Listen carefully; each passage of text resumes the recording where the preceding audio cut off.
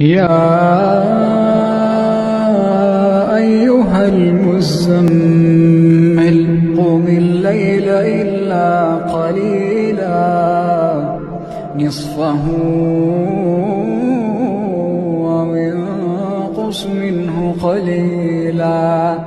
أو زد عليه ورتل القرآن ترتيلا إنا سنلقي عليك قولا ثقيلا إن ناشئة الليل هي أشد وطئا وأقوم قيلا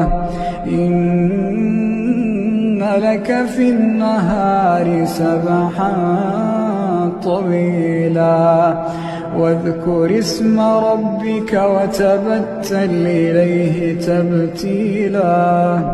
رب المشرق والمغرب لا إله